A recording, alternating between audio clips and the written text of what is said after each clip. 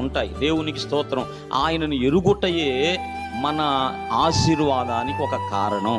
ప్రభువుని మనం ఎంతగా మనం తెలుసుకుంటామో అంతగా మనము దీవించబడతాము. దేవునికి మనం ఎంత దగ్గర అవుతామో అంతగా మనం దీవించబడతాము. యవన బిడ్డలారా, దేవుణ్ణి మనం ఎంతగా తెలుసుకుంటామో అంతగా మనం దీవించబడతాం.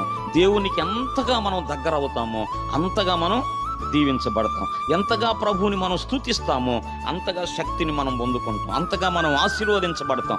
ఎంతగైతే ఆయన పనిలో మనం ప్రయాసపడే వారమై ఉంటామో, దేవుని పని కొరకు మనం సిగ్గుపడనే వద్దు. ఎవరేమనుకున్నా మనకు అనవసరం.